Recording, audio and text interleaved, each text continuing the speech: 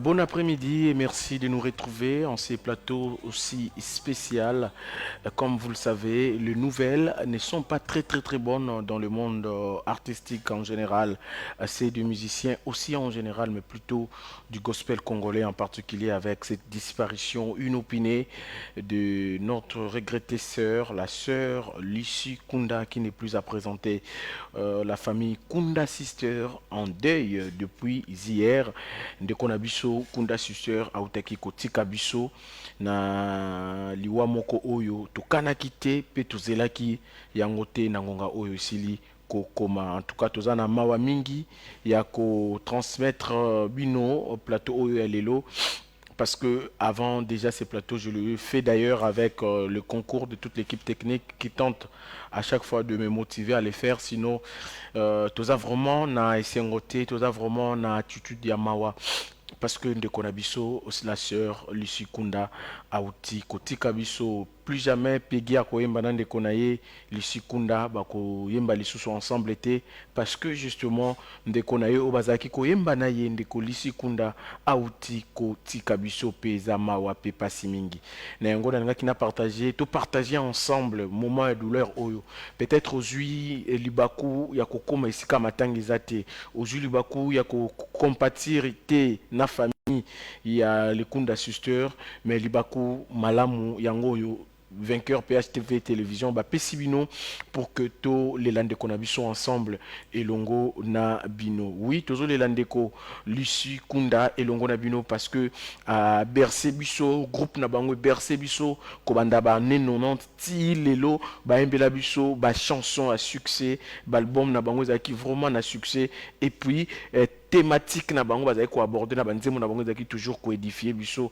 soko tali banzemo nyonso basali ko bana na ba album lokola ba manase o ba yembela biso banzemo vraiment kitoko. Je pense que de moment à l'autre technique pour banda ko aider biso na ba illustration pour bo mona oyo ezalaki vraiment merci beaucoup ezaki vraiment ba sœur na biso o mibale sœur Peggy na sœur Lucie oyo akufi atiki biso eza bongo sœur Lucie pour sœur Peggy aza vivante aza na bomoi donc bozala na confusion te ndeko Lucie nde mutati kibiso mais ndeko Peggy toza na ye na bomoi. Je pense que tosenga na nzamba pesi na mikolo wana tozomona ba clip na bango ya ba année 90 tango bazaki na je crois tout au tout début ya carrière na bango ba pesa kibiso le meilleur na bango pe ba continuer ka kopesa biso yango silelo avant que ndeko Lucie a tika biso yo kolanda biso de partout to pesi yo moment elamu ya ko compatir ya ko sympathir aussi na ndeko oyo bakufeli la famille Kunda en ce moment ndeko Peggy Kunda kolanda biso libota mobimba ya bakunda sister bafandi bakotala biso parce que c'est sous aussi leur permission et leur autorisation de tozo ça la émission ozonda biso na Europe ozonda biso partout na Afrique banzembo bandeko ebersaki yo yebaki bango c'est le temps c'est le moment ya ko sympathir pe ya ko compatir na bango. Je pense que ba numéro na biso za affiché au bas de vos postes téléviseurs bobenga biso na ba numéro wana pour que ensemble au memela opesa biso témoignage ni nous ozo retenir na parcours ya sœur Lucie sur terre. C'est vrai les sœur Peggy atikali ba ko yemba lisusu te ensemble na sœur Lucie mais sœur Lucie auti côté kabiso asalaki incarnaki rôle moko important na kati ya groupe wana message nini oza nango ya kokomisela liloba nini oza nango ya koloba oyo ekoki kosoulager ndeko Peggy ndeko na ye oyo atikali oyo bayembaka na ye oyo atikali na bomoi mwa liloba nini oza nango ya koloba pour osoulager ye pour epesa ye mwa makasi pour oloba na ye courage. Ce sont des choses qui arrivent. Ce côté là, ta thématique, elle a combattu le bon combat. Et oui, elle a combattu le bon combat parce que à servir Nzambe, Tina Mokola Souka Sindeko Lissi, je crois qu'il y a Tokota Anabilili, Aouti, Koti Kabiso. Alors, numéro on a vraiment affiché au bas de vos postes téléviseurs, Bobeng Abiso, Bokomela Biso, SMS, na numéro surtout Ami Balé, ils pour na SMS, numéro Aliboso pour na appel, Bokomela Biso, il y a ce témoignage qui nous ont gardé pour na bandeko. C'est vrai les lots bazali sous-souté mais libota na Kolanda libota na pe na besoin ba congolais ba zaki na bolingo envers ndeko na bango Lucie. Voilà sœur Lucie wana sœur Lucie azaki se soit présenté même l'église Oyo héritage comment assemblée chrétienne héritage des vainqueurs, c'était vraiment son église Et même la photo que vous voyez, photo et ça les tours à réseaux sociaux, c'est une photo qui a été prise ici à l'église parce que c'était une chrétienne avérée, une fervente chrétienne. Abandaki ko sale lanza mena na nzela ya loyembo. Ayembela bayembela biso o Masia yonde longana ngaye salela ngangolu na yo na ikabika mwana yo salela ngangolu na yo yawe banze momoko ya bongo o bana balingi bamona nde loboko Yesu yaya sembola loboko comment tous na douleur tous na mawa ndeko lisi azali susuté c'est vrai pinzoli tangi mingi pinzoli tangi mingi motema ekosenye mais benga biso pesa biso précision yebisa biso azalaki nani pona yo oyebaki na canal nini peut-être nzembo na ye édifiaki yo peut-être nzembo na ye esalaki ke oyeba Jésus Christ oyamba ye na vie na yo comme Seigneur et Sauveur loba na ye loba moko famille wana bakolanda biso ndeko kunda pegi ndeko na ye ya mwasi bazalaki koyemba na ye andio atikali aza nano vivante na minute oto koloba boye ndeko pegi akolanda biso libota mobimbe bakunda sister malgré matanga bafandi bakotala biso numéro ya mibale eza mpona ba SMS to SMS WhatsApp mais numéro ya liboso benga biso pesa biso impression na yo oyambaki nouvelle wana ndenge nini nouvelle wana ezwaki yo à partir ya esika nini ekozala eloko moko ya malamu kobosana te lokola azalaki moko ya bana na kati église oyo ekumbamaka na pasteur Amos Mbayo comment assemblée chrétienne héritage de vainqueurs et il y aura aussi lobby dans la matinée. Il y a jeudi d'ailleurs et vous allez aussi une grande tranche matinale autour de cette question, autour de ces hommages que nous allons rendre à sa famille, rendre à cette sœur qui nous a quittés à travers ses multiples œuvres. Je pense que je ne serai pas seul sur ce plateau. Ndeko Olivier a rejoindre Bisso, calaté dans une poussière de secondes. Il y a ça, analyste et maison de la question gospel, la question musique, à combien de détails et précision par rapport à quelques mituna autres aux années retourner. À ça vraiment four au moulin, descente au niveau famille, iska matangeza, ma précision, tout cause on a des Olivier, mais tout peut sur opportunité au Kolanda Bisso. C'est vrai qu'on est à Nabisso. On est à Nabisso de Colissi, qu'on a partir à Paris, Londres, Bruxelles. Aux d'Abisso à partir, il y a Luxembourg. Aux d'Abisso à partir, il y a Suède. Aux d'Abisso dans les pays, sur Mindelewana, na Londres, beaucoup d'Abisso, na Belgique, surtout si la communauté congolaise est vraiment ébélée. Partagez Nabisso Mawana, na page Facebook Nabisso Kende, HV Télévision, Kokuta contenu. Tambousa lien, Livsa Bandekoto Kolela, Ndeko Lucie Kunda. Pena libota manda kunda sister à travers plateau spécial ba Bisso na HVP vainqueur télévision. Je pense que pour la bande ko baza un peu na précision affiche yangwana beaucoup mona. Sur Lucie Kunda ba o ba yebi baza na moi confusion ye wana to bino na affiche. Sur Lucie Kunda azalaki moyembi monene ya kati nkolo. Voilà ye wana Ser Lucie Kunda oyo asali musala na ye oyo ayembi lokola moyembi oyo pe na nzela ya loyembo aedifiaki nga na yo ndeko. Il est temps de témoigner na libota wana bolingo parce que libota na ba kolanda biso ndeko peki aza na pasi mingi na motema ndeko na ye babotami na ye bandi na ye mosala nzambe babandi koyemba na ye longo basali na ye makambo minene bayembi na ba grand ya mboka oyo baimsusu bazali lelo na bomoi baimsusu bakenda batika biso. Ah, merci beaucoup. Ser Lucie Kunda n'est plus. Oui, elle n'est plus en vie. Bomoni Mopandi Ndeko José Nzita Wazaki très proche. Il y a Wazaka très proche toujours. Il y a les Kunda Sisters. Boyebi attachement. Il y a Ndeko José Nzita. Pene ya libota oyo. Alors o bomoni na katikati yenda atiki biso ndeko na ye o atikali na bomoi mama Peggy wanaza na gauche ya batele na bino bokomona mama Peggy wana zali yenda atikali nanu vivante o azana katikati yende Ser Lucie yenda uti kotika biso uta mokolo ya lobby. Merci beaucoup pour la technique pour la précision oyo boko pesa biso oyebaki libota oyo ozaki plus proche na bango ce que moni la chaîne lokola HV batikeli biso espace c'est parce que bazaki to baza bana il y a Église Assemblée chrétienne héritage des vainqueurs pour le pasteur Amos Mbayo na mawa wana za na motema de apesi biso espace to transmettre na bino ba moment ou to partager na bino yango elongo benga biso ba téléphone biso ouvert tuna précision moko yebisa biso au viva bango koyemba ndenge nini c'est vrai c'est pegile la tikali ko pérenniser yango mais esali ndenge nini komona ndeko l'ici côté kabiso na bana ko bango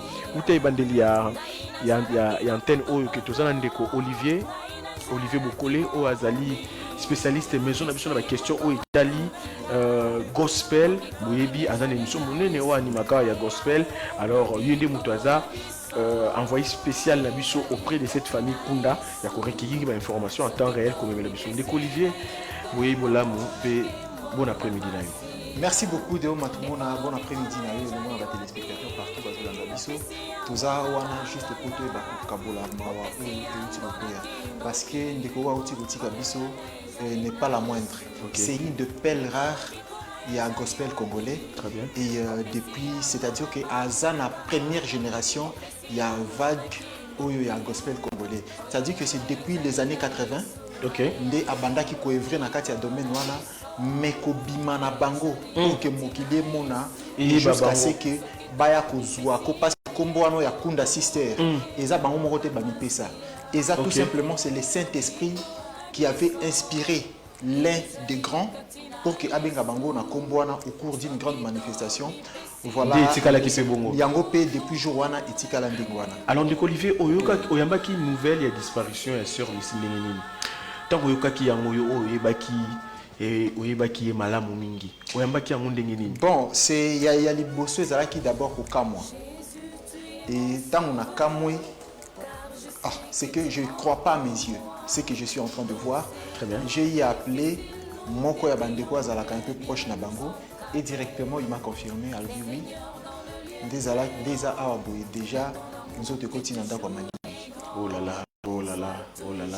Et dérangeant qu'on a commencé à prendre des contacts avec certaines pour na koyeba ndenge nini makambo ezolekana. Et la première personne qui m'a rappelé pour que Asenga adresse, c'était la femme de pasteur Michel Lukusa, madame la sœur, la servante de Dieu, Suzanne Lukusa. C'est elle qui m'avait appelé. Non, Hassan Belarana Bino. Est-ce que, et c'est pour cela que je sais que Bazaï Bélé Bakotuna se posait la même question. Ndeko ici Kunda. Oui. Abelaki, Abelaka, pour accommoder une phase Yadiwa, qu'est-ce qui s'est passé? Qu'est-ce qui a précédé sa mort? Ezalaki nini? Bon, c'était Ndeko Azaki, souvent tout le monde a Moutazo Tambola, mais certainement, est-ce que Moutoufou Azala Yakobela, sans que Bisso Iba. Mais c'est seulement que ce que je vais dire ouvertement, c'est qu'elle était dans un grand projet. Très bien. Un grand projet, Yena réalisateur Mounene Amboka Oyo. C'est-à-dire qu'un arrangeur, un producteur Mounene Amboka Oyo, au nom de l'évangéliste Blaise Netsamo, au propriétaire, le PDG à studio PSPH Harris. Ok. Alors, le PSPH Harris, je pense que Ezali, ils ont un musicien gospel nyonso ya RDC, c'est-à-dire qu'il y a au moins 70% il y a ndeko la musique gospel leka na PSPH Harris pour que enregistrer banzembo na bango, c'est vraiment une grande maison de production en Mboka. Très bien. Avec le groupe Kunda Sister, na bongo na ko réaliser remix il y a franc congolais Bazalaka Bazalaki Nakati, même si la chanson n'est pas encore sortie suite à l'instruction à Banque Centrale, mais la chanson, une bonne partie en Nzemboana franc-congolais remix, où nous allons reconnaître aussi la voix de Papa Wemba et bien d'autres dans cette chanson. Très bien. C'est-à-dire que non, dans Nzemboana, il y a la sœur Lucie et monsieur Pascal Poba. Très bien. Là, c'est une précision détail. Et aussi, dans le moment où Bazali n'a qu'à enregistrer un grand projet par rapport à Bitumba Ozolegana Este. C'était entre le pasteur Blaise Nsamou na la sœur Lucie. Babada qui déjà programmation en Zébosé Salémé et partie instrumentale pour que la sœur Peggy aille apposer voix samedi. Mon samedi, l'autre mardi. Donc samedi, c'était prévu le samedi. Il y a Ozoya, la sœur Peggy à poser voix. Mais c'est seulement imaginer qu'un grand producteur se donne à réaliser et l'okoboye et par la suite, c'est-à-dire que parmi les gens qui sont inconsolables à présent, même téléphone à Zokoyambate, figure aussi un grand réalisateur, un grand producteur au nom de Blaise Netsama. Beaucoup de projets sont laissés comme ça. Il y avait même une chanson patriotique pour la décoration à Est où Maman Lissi, le programme qui est ce samedi à Tchamongongo. Mais Dieu a dit autrement. Ça fait très mal de partager la douleur, partager la famille. Kunda Mumba douleur, Oba Kolanda Biso, numéro n'a plus affiché ndeko. Aux ans pour sa précision, au Benga, au Tuna, spécialiste maison Nabiso Azali, à Ropé Saweyan. Numéro Nabiso affiché. Numéro Mibale, c'est plus pour les SMS ou SMS WhatsApp. Numéro Alibosu est pour l'appel. Ndeko. Tous les kakate, mukolo yango pour que tout loba, qu'ils aient X ou Y. Ndeko Oyo, sœur Lucie Kunda, Azaki Ndeko Moko, non seulement Azaki na don ya koyemba, mais c'était une servante de Dieu en même temps. Ok. Et je pense que au cours il y a eu comment juste le concept Kunda Sister, elle a pu encadrer beaucoup de sœurs. Très bien. Donc à Renissa qui batala, on va betaka drum, on va betaka mbunda, on va betaka guitare, nyonso bazala ki basi. C'est-à-dire que non oyo ndeko banda yiko kamba. Et la plupart il y a banzembo oyo yemba maka na groupe Kunda Sister. C'est elle qui faisait la plume, c'est-à-dire que c'est son écriture à elle. Oh là là, oh là là. Comprenez un peu.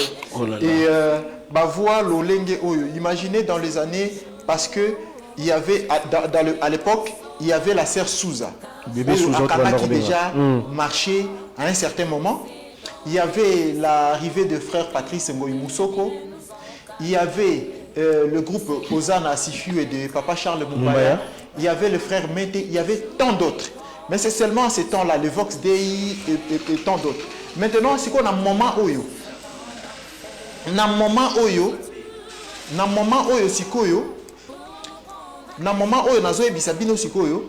Eza que le Kunda Sister ba qui sikoyo ko s'est imposé. Très bien, merci. Ba yembela biso banzembo ebele et accompagner biso na moment ya ba matanga, na moment ya ba feti.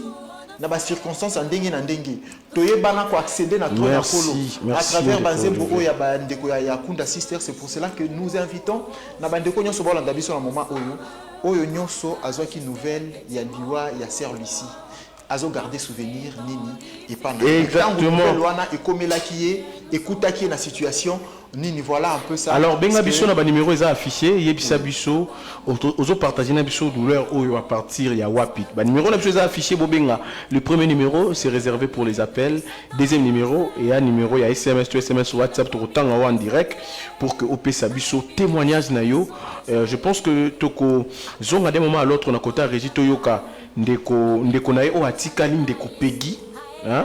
Ndeko na yo atikali ndeko pegi tokoyoka payer ndenge alobaki par rapport à loi ya ndeko na yo bazaki toujours ensemble koyema na ye en duo. Bonjour, ça fait très mal d'apprendre la mort de la sœur Lucie. Que Dieu console toute la famille, surtout sa sœur. Juste une question, elle était malade? Merci, c'est la sœur Christelle K. Oui, sœur, elle était malade. Elle était malade et de suite de cette maladie, et comme cela nous a été rapporté, qu'elle nous a quittés. Mais déjà depuis hier, nos équipes étaient sur place avec justement le concours de Papa Blaise Antiloulou, Autobenga affectueusement Dozinique. Ils étaient là pour nous aider à recueillir quelques réactions, notamment, il y a Ndekonaye propre. Merci de nous écrire toujours. Il y a Ndekonaye propre, Bayemba est toujours en duo plutôt, Ndeko Peggy Kunda Oyope Azangaki Malobate Pe Alobaki. Alors Ndeko, Benga Biso na ba numéro no so mbale et puis Yebisa Biso Ozo Liamba douleur wana depuis Esigani Nitikanga natanga message Oyo parce que tozana mawa. Allô HV, vraiment, nous sommes fortement touchés. Oui, nous avons le frère John Kandolo qui intervient depuis Brazzaville. Ok. Allô Blaise. Allô frère John Kandolo, bonjour. Ouais, bonjour papa. Oui, toyebi ozali moko ya ba yembi na ya gospel awa na RDC. Ozola dabiso depuis Congo Brazzaville. Et sango oya liwa ndeko Lisi Kunda oyambaki yango lolenge nini? Vraiment, je suis très déçu dans le sens que Eza c'est on a vraiment proche. Donc quand j'étais chez frère Mike Kalambai, on a travaillé na producteur Moko Ozaï Kiki Munongo. Donc on était vraiment très proches, on a passé des bons moments avec eux, mais Dieu en a décidé autrement vraiment. Ils ont choqué, ils ont ça la passe dans mon thème, mais à toutes circonstances, tout remercier Nzambe, donc c'est ça. Voilà, frère John Kandolo, pour le moment, Bandeko Belé, Bazo, Yokayo, na voix, mais Bazo reconnaître, est-ce que Okoki ko yembela biso, moko ya ba solo vocal au Salaka ba Bazangi Bambongo, pendant que vous étiez dans le groupe Shekina Musique de frère Mike Kalambai, c'est juste pour que Toko Talaba moment Oyo?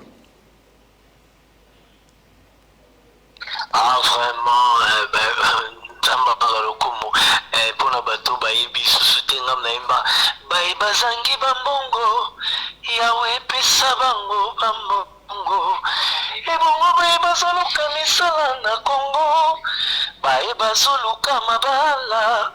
À part ça, il y a encore Bavu Bamba Bamba Rabiji, Yalou Shibani no Shachi Kubundwe, Yolela, Yoronzambia Moy. Merci.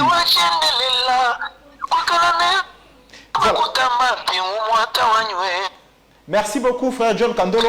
Alors, quel est votre message aux partagés dans Bandeko pour le moment par rapport à la nouvelle Oyuko Melibiso?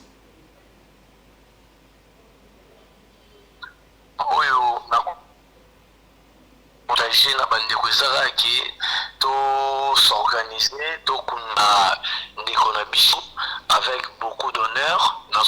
Si Dieu voudra, nous allons à Kinshasa. Donc, tout kuna ndeko na biso. Ndenge pour la lobby, il a combattu un bon combat. Et donc, moto les Japonais, Nzamba la tsi moto les asali musala Nzambe. Akufina kata mambo Nzambe, Nzamba zwana kumu. Donc, c'est ça. Merci beaucoup. En attendant votre arrivée à Kinshasa et Tokoye Bakoyambayo Kedisusu. Merci beaucoup. Vraiment, merci beaucoup. Nous remercions papa beaucoup. Les Nakosa, la calamité parmi les invités Nayo. Et puis, Napesi, vraiment, merci beaucoup. Na boss Nabiso. Papa Nabiso. Pour le chaîne, vraiment, qui nous donne la l'église Mobimba, que Dieu vous bénisse. Nous sommes là, calamité Naoya pour tout ça en direct. Que Dieu vous bénisse. Merci beaucoup. Merci beaucoup depuis Brazzaville. Allez, bande Kobusa, le coin de Konabiso, Bobenga, transmettre hommage nayo na famille Kunda Oba Kolanda Biso et que vous avez le komoko ya malamu mikoleka. Yembela biso strophe na yesko yebaki boyebi ngai c'est la sœur Lucia Kufinde na koyeba nzembo to yemba na matanga ya Kikongo. Je pense que ndeko Billy Kinkela oye bango bien parce que bango na ba Congo ba yemba nzembo na mingi na ba matanga na bango. Ya kuvadidiko ya tukonele panjame. Donc ne ba kite kimte mango. Alors HV Télévision, vraiment, nous sommes fortement touchés par cette nouvelle disparition de notre sœur Lucie Kunda, que l'Éternel console sa famille biologique ainsi que la famille Corps du Christ. C'est le frère Jésé Nakutonda Fikia ou depuis Ngalema. Merci beaucoup, mon frère. Je pense qu'on va prendre la réaction de sa sœur, Oatika Dina Nabomo, Iser Peggy Kunda, Oazana Mawa, mais c'est dans cette douleur, elle a voulu vous adresser quelques mots. Tokolanda, juste extrait, il y a Maloba Naye, bon tozonga, to continuer, bapel Nabino, Bobenga Biso, Yembela catastrophe Naye, Moko Soko Yebaki, moi parti Moko, et vous avez le Moko Malam. Dans le lieu très haut, dans ton amour qui toujours est grand, sois toujours près de nous pour nous éloigner de Satan d'enfer. Jésus, tu reviendras pour nous prendre un jour, je sais. Dans ton amour, tu nous combleras de tes richesses. En ces jours de gloire, en ces jours de fête, tous les frères de Jésus seront heureux pour toujours. Jésus, tu es mon sauveur, car je sais que tu es mort pour moi. Dans ces temps difficiles, nous te prions de bien nous encadrer. Seigneur, dans le lieu très haut, dans ton amour qui toujours est grand, sois toujours près de nous pour nous. Merci, Balamino, surtout l'héritage de 24. Nous avons pas tous les tous à la mission, tout le monde, tout le moi, malaise, moi, ça qui est à l'oufou, à une vêtement ici. Mais maintenant, tout le monde, c'est le 9. Parti support, premier. Nicolo. Vous avez la personne qui a fait l'émission parce que moi, je suis un peu bima. Dès que tu as fait tu sali moi ba émission d'âme. Quand tu as une émission, micro et côté très bien. Tu bandila. Tu dis mi ko bandila. Mais si on a checké un TikTok. Tu dis mi ko bandila. Mais quand tu es bandila, voilà qu'on a eu bien. Tu dis non, moi dit non, c'est émission que na ça limba. La bola limba qui est ça si fait, na lisa tension.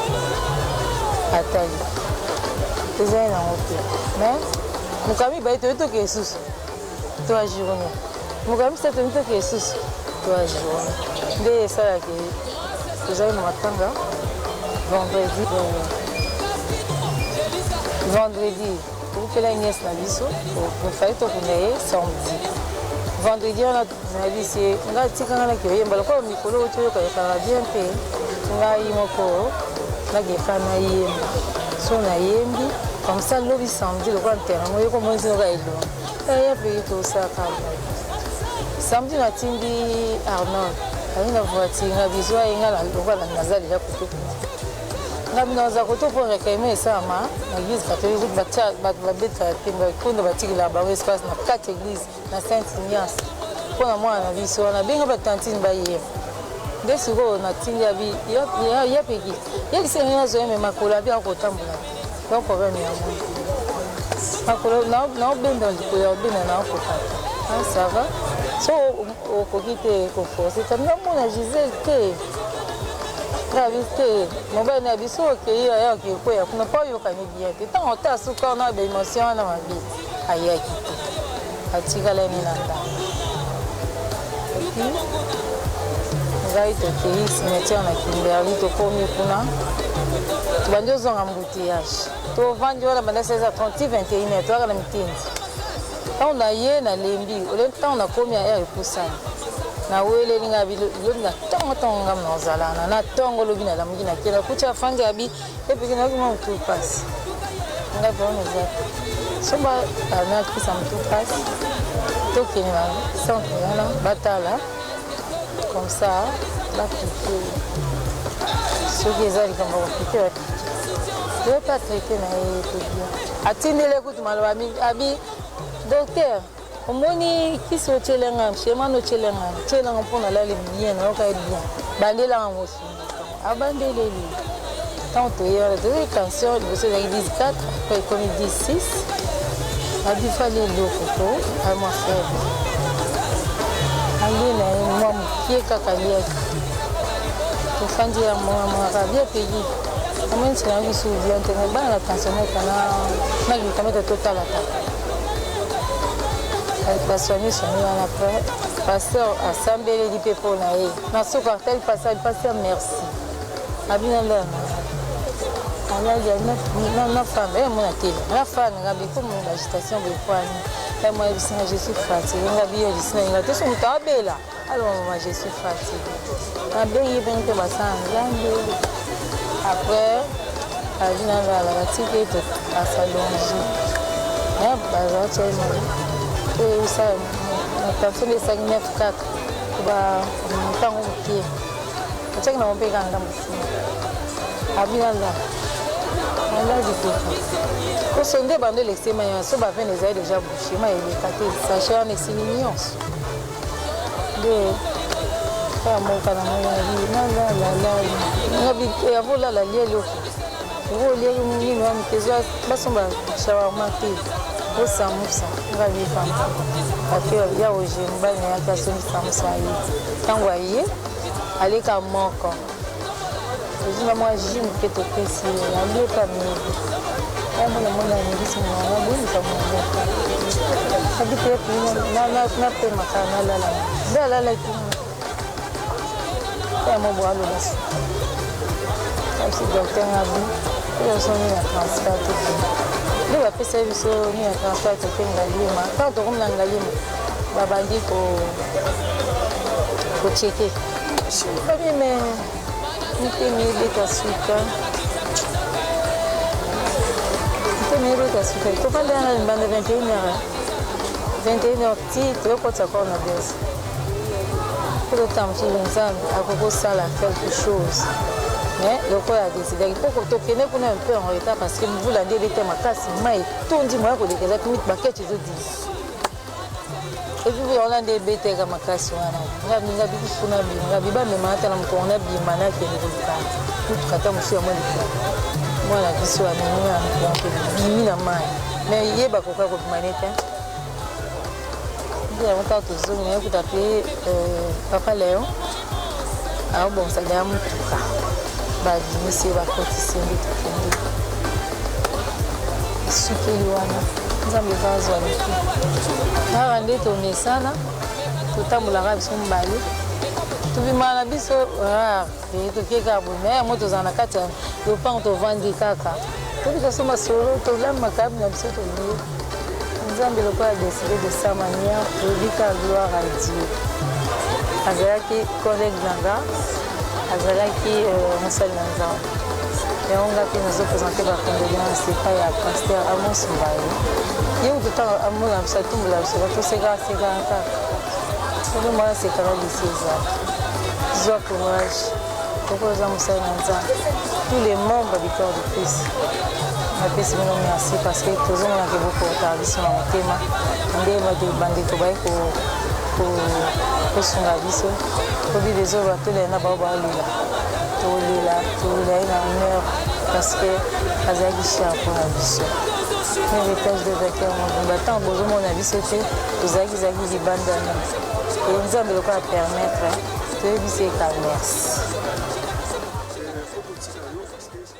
Ah, que c'est douloureux, c'est douloureux.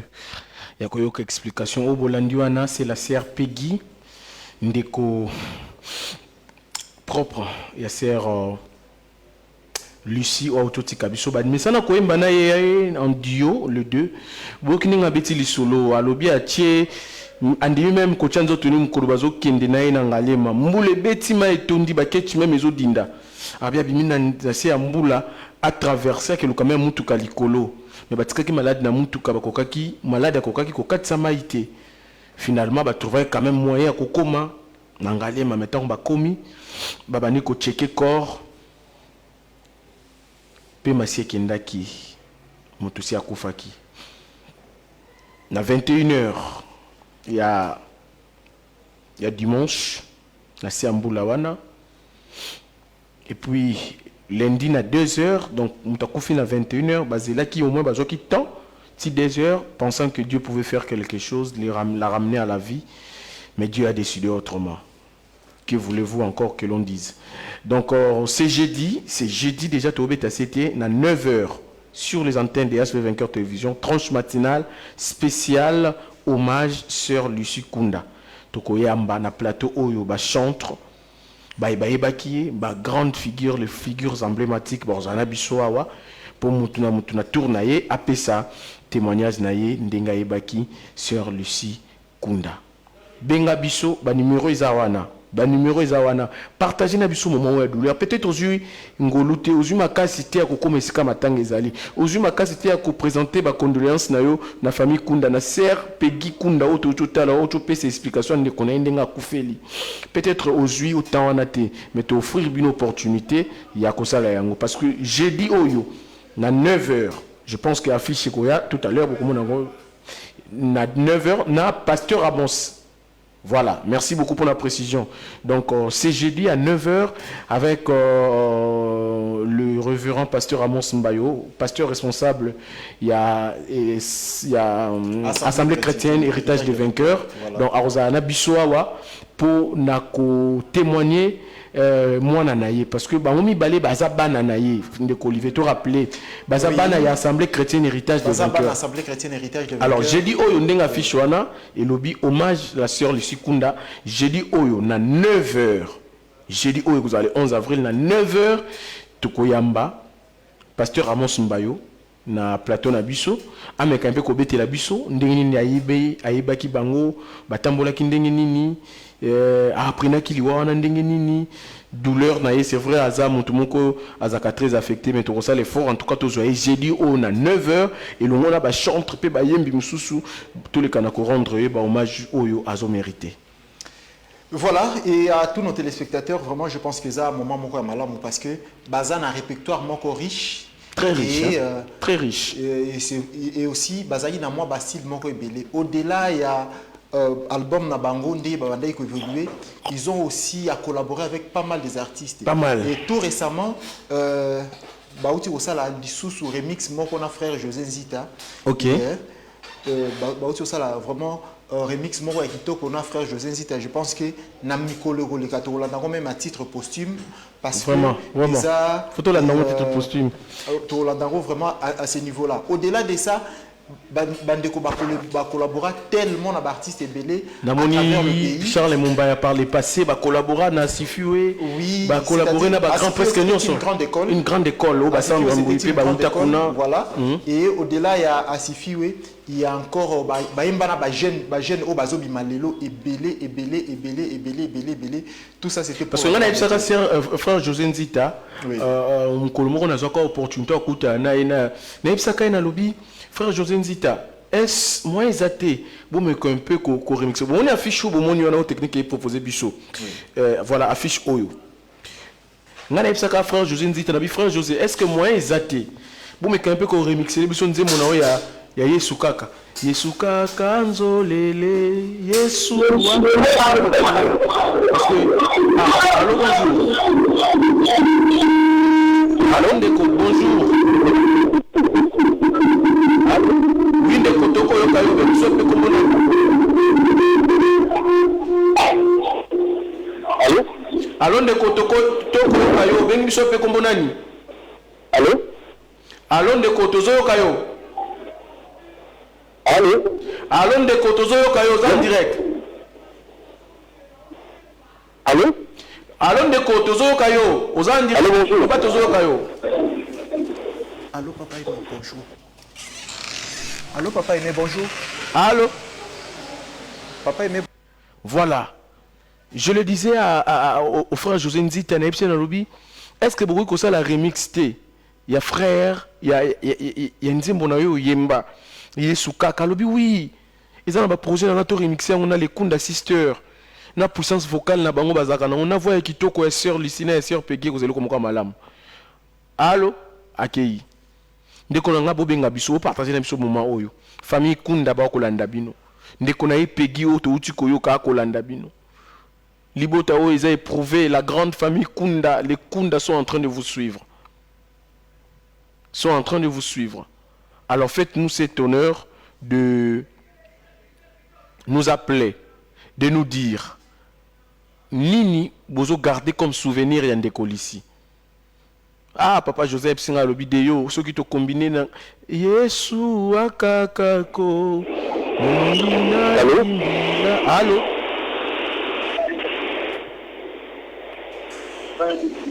allô allô allô allô bonjour allô bonjour ndeko bengi so pe comme on a allô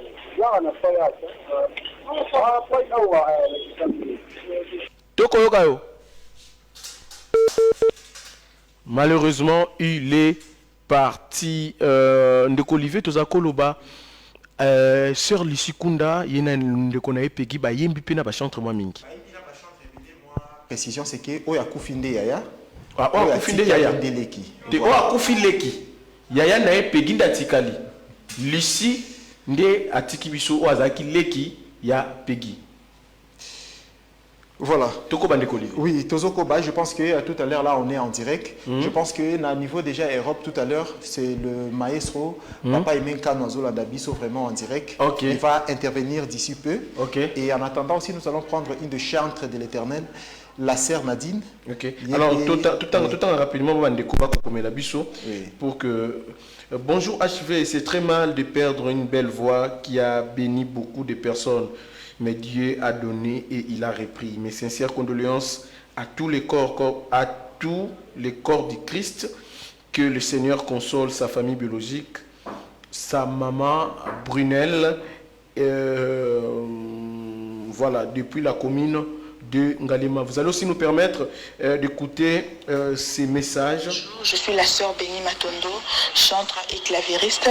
J'ai tellement de bons souvenirs venant de maman Lucie ainsi que maman Peggy. Ces mamans ont beaucoup contribué dans ma vie. Elles m'ont soutenue financièrement, spirituellement. Elles m'ont encadrée afin que je sois celle que je suis aujourd'hui. Ces mamans ont été là pour moi dans les moments difficiles de ma vie. Pendant les moments que j'ai passés dans la misère, elles étaient toujours là avec moi. Elles m'ont aidé, voire même à l'université, elles m'ont soutenue. Et elles ont même eu à payer quelques frais pour moi. Donc je suis tellement reconnaissante. Je ne trouve pas des mots à dire pour quantifier ce qu'ils ont fait dans ma vie. Mais je peux que rendre gloire à Dieu parce qu'il a permis que cela arrive, car c'est lui le maître de temps et des circonstances. Merci. Aïe, aïe, aïe, que c'est douloureux d'entendre ça. Ah, elles ont soutenu plusieurs, Peggy et sa sœur Lucie. Elles ont soutenu plusieurs. Vous voyez les témoignages, ils ont continué à soutenir spirituellement, financièrement, artistiquement, pour Moutou, à Kola. Au moins, ma sœur Oyo Bazalaki, vraiment, pas seulement Bastar, mais Bazalaki, servante de Dieu. Parce que Baïbaki Bilongi a battu nyonso presque. Ceux qui aient dit wana deo a kuta nino nanzela, même ceux qui aza amutuka, aza obligé à rotelema. Salut mon frère, boni kimi ezali, c'est-à-dire balé qui saka batumbo tete, quelle que soit notoriété, na bango, na mboka oyo, voilà un peu oyo ndenge nini et bandaki ko vivre. Vraiment batiaki mutu nyonso à l'aise. Et sur ce plateau, j'ai le plaisir aussi Yako Zalana Moko ou Aibaki Bango, non seulement en tant que chantre, parce qu'ils ont eu à collaborer aussi, et aussi Baviva qui le rôle à Bandeko. C'est qu'elle a tellement aussi de témoignages à fournir à tous ceux qui sont en train de nous suivre. Donc, l'ensemble na Mokil Mobimba, 5 continents, surtout que les Nabino et Longo, parce que Eza Sango ya Mawa Mingi, Sango ya Mawa Pe ya Pasi Mingi. Oyo touti ko perdre azali moko ya ba icône ya gospel congolais. Ce qui oyebi vraiment ndenge ndeko le baka ko bana ba ne 80 ti ane 90 tu wana tango ba éclore tango ba bandi ba album na bango à succès ba nzemo na bango à succès mingongo na bango ya malamu ba memi yango et pas nkolo ba offrir yango pona salut ya Mokil Mobimba. Je pense que Ezalaki et Lokomoko ya Malamu Koleka. Tout ce qu'on a rejoint par une autre sœur, on peut. La sœur Nadine Chika. Merci beaucoup. Je pense qu'on peut tout de suite ressentir la douleur qui peut se lire sur son front. Il y a Passi, il y a Mawa, Kobungisa Ndeko. Sœur Nadine Mbote, Peboye Bolama. Moment où ils ont passé à Ndengeni, ou après une nouvelle loi à sœur ici, Ndengeni, Koutaki Wapi, Outaki Kolamuka, ici au Bimaki, aux gens qui ont la nouvelle Moko, le Kouta, les temps vérifiés, mais quand même, Kobete la Bisson Dengue, aux gens qui nouvelle loi à sœur Lucie Kounda. Vraiment, ils sont vraiment tristes. Na zo qui nouvelle au lobby na tongo. Je venais juste de me laver, de me réveiller. Quand je sortais de la douche, nde na moni neve na ngazo ebisanga ke c'est un moko ya kunda sister akufi. Eleka ngaka abulu. Natuni sœur ni alobi nazala vraiment la confusion na bango. Zwa otala. Apesi nga téléphone. Ton Nathalie vraiment, j'ai manqué même le mot, natikali bouche bée. Hey. Nabisi bimisa na photo mo bimba. Abibiso na moni vraiment. Oh.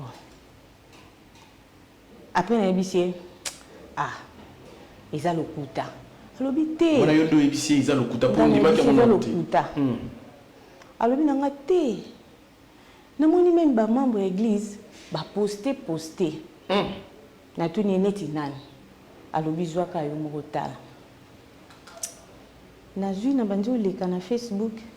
Namoni madame ya ancienne abiso 12 atiango nde place na confirmaki. OK. Donc namoni maman dollar atiango noki chair de poule. Yo yeba ki ba ndenge nini sœur Lucina sœur Peko yeba ki ba na circonstance ni ni sika nini ti okoma proche na bango botambola ndenge botambola ki na bango wana. Vraiment koyeba bango en tout cas nayebi bango musika nayebi bango bomwana. Oh oui nayebi bango bomwana attachement ya ngai na bango. Il y a un frère ou abandé pe ko encadrer ngai frère Léon. Très bien. Il y a sala arrangement ya album na bango liboso et l'album wana eza na nzembo oyo na yoka nazwa temps penza ya koyoka ba sœur Peggy et nazwa temps ya ko admirer voix ya sœur Lucie. Et c'était par l'ande na komaki na joie ya ko interpréter ba nzembo na bango. Très bien. Et je me souviens eza na nzembo moko première chanson na yemba na héritage des vainqueurs. Eza nzembo sœur Lucie ayemba. Na bossa na ngote ezali na première édition ya Consos. OK. Moi strophe na ngoto kokozwa. Vraiment mon sokaka. Il y a première édition au ramener biso un peu na moment wana pour na bato pe ba kotala biso. C'est vrai que ça la passe mais face à la décision divine, on n'y peut rien. Voilà madame, ici on peut comprendre, hein? Tout comprendre, ça fait très mal. C'est assez douloureux, Nico Olivier. En attendant, tout retrouver, à retrouver ma faculté n'ayonso. Nico Lichi, yo êtes très proche, il y a artistes et musiciens. Yo êtes très proche, il y a artistes gospel et mboka na biso. Et puis vous êtes proche, il y a famille wana, yo nous a envoyé na biso, vous ont rapporté tout ce qui se passe. Na moment au matin, yo sala mawapi. Bon, c'est que pour le plan organisationnel, très bien. Je pense que d'ici là, on va vous donner toutes les précisions possibles. Mais c'est seulement à ce que Matangeza a en matité. Et si cas, parce qu'il faut comprendre que non, Bandego, Bazaï vraiment proche, il y a Bandego, et Bavibaï, il faut vivre vraiment, Bazaï solidaire avec Bamoussoussou. C'est-à-dire que tant aux autres, on a le pan, on a une minute, community ambassade du gospel. C'est-à-dire que tous les musiciens gospel, les serviteurs dédiés, les prédicateurs de la parole, chaque jour et chaque instant, bazos à la résidence, na bango, je pense que dès que tout le monde a une image oyo, touti, comment, c'est-à-dire que avant les images, place matin les alliés. Place matin les alliés. Place matin se rassembler. Les alliés et si car ils a place à matin, place bazo kabola mawa, mais comme en même temps place à culte.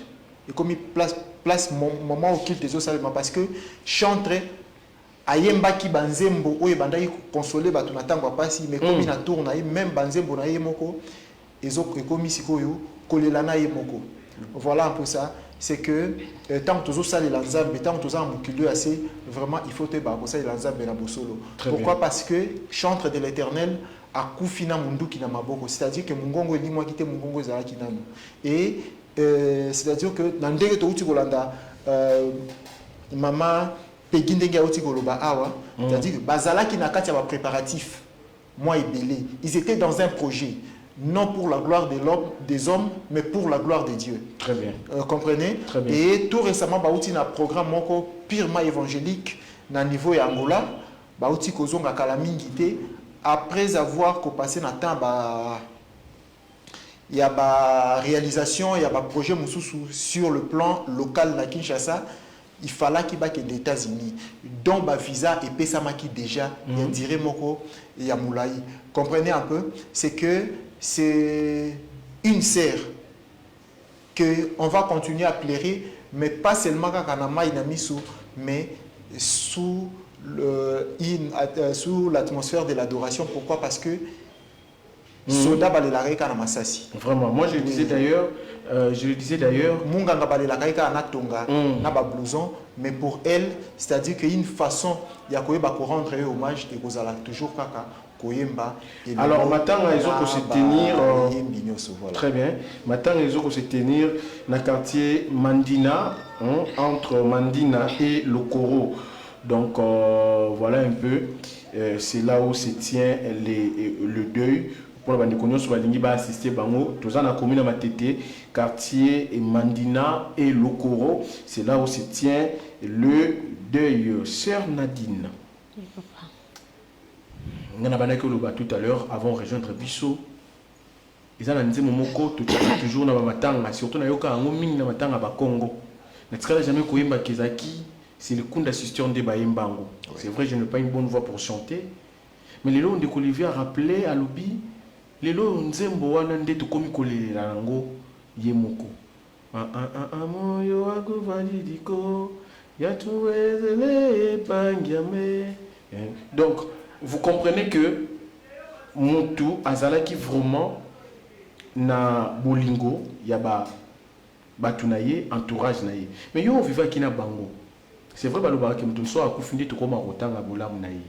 Est-ce que sœur Lucie, au-delà il y a ba caméra kofanda na batu boy afanda kina bino ndengini afanda kina bino malamu to quelquefois ou le qui peut non azaki peut reprochable? Bon, en tant que tout être humain, azaki na mabe na ye. Très bien. Mais kovanda na ye non, ma belle Azaki na Azaki Boela. Est-ce que Azaki Moto Kimia, est-ce qu'elle parlait trop? Est-ce que Azaki très douce. Très douce.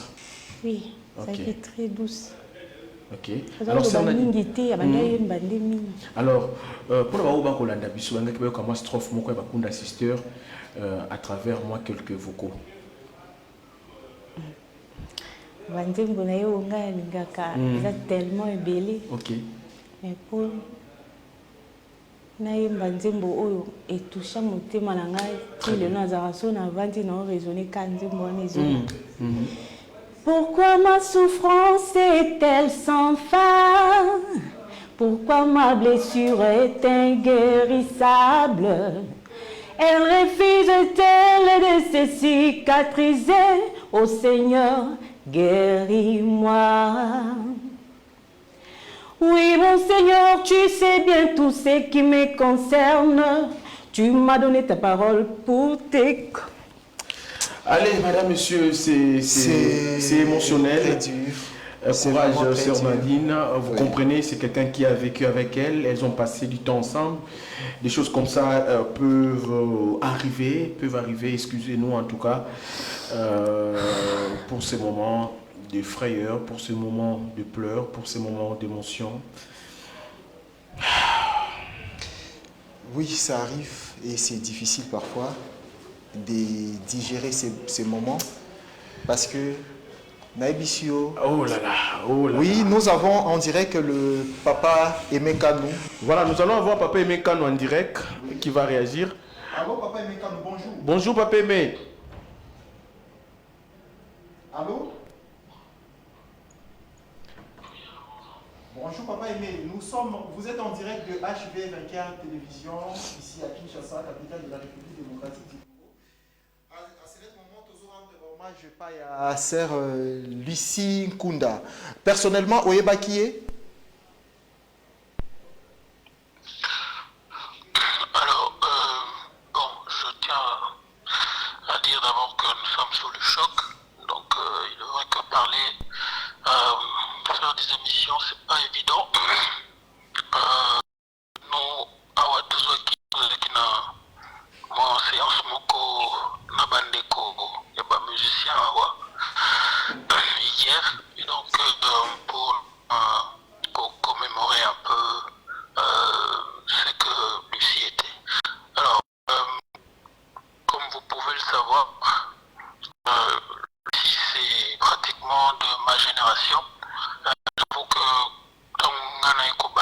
musique, on a écouté Bango déjà Bazoyemba, donc ils ont commencé toutes jeunes.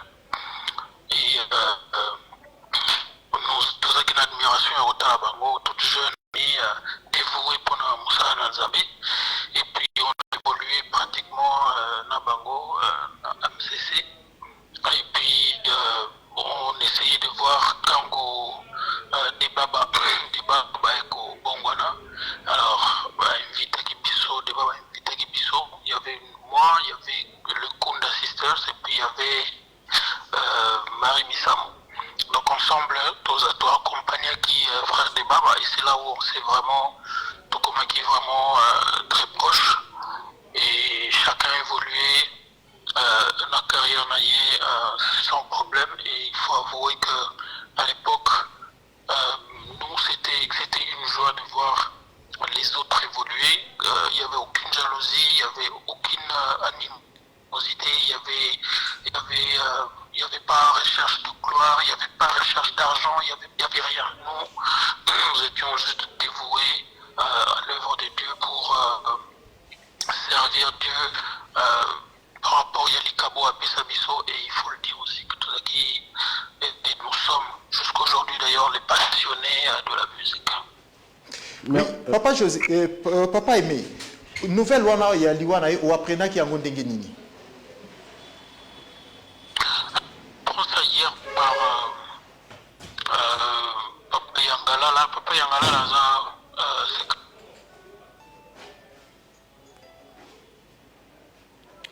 Oui. Oui. On a raté un groupe, on a raté un groupe WhatsApp pour tout ça. Et quand j'ai vu ça, bon, j'ai cru que l'église à la rare, comme poisson d'avril, puis là, on connaît parce que le samedi, il y avait un frère qui nous a fait rapport.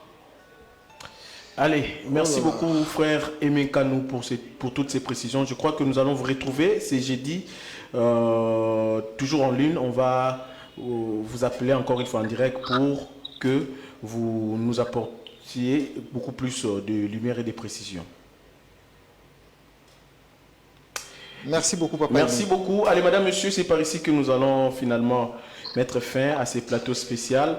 Alors, le rendez-vous est pris pour ce jeudi. Bande Konyonso, vous voulez rendre un hommage mérité, un hommage digne. Nande Konabiso, Sir Lucie Kunda et Kozala jeudi, na 9h, ensemble na pasteur Naye, pasteur Ramon Mbayo Kitenge, ou à Kozala Nabiso et Longo, pour que tout me campe ko tout naye moi mituna, tout me campe ko partager naye moment et douleur. Voilà. Alors, ce jeudi, ça va être vraiment un plateau spécial. À disposition, je prends un dernier plateau Oyo. Nous serons avec les pasteurs Amos Mbayo et l'ensemble des chantres d'autres horizons Bakoya. Chacun à son tour va témoigner à sa manière.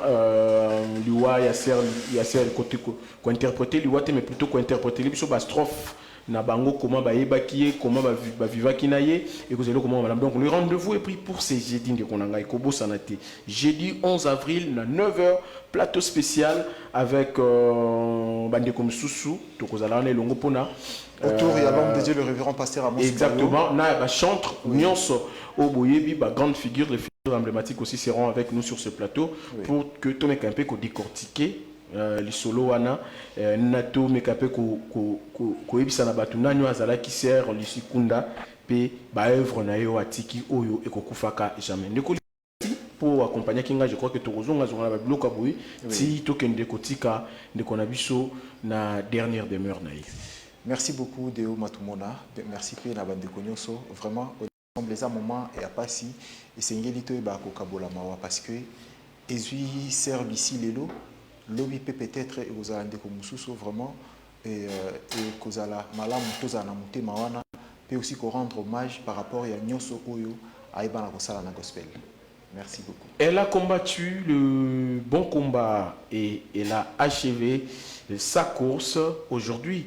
Elle encore, je vais dire ici sa foi jusqu'à sa dernière demeure. Madame, Monsieur, merci à vous de nous avoir suivis. Ndegena Lobi, Kobo Sanate, rendez-vous est pris pour ce jeudi avec le même plaisir. Namawana, toujours continuer pour les landes de Kwabiso Ser, Lissi et Kunda.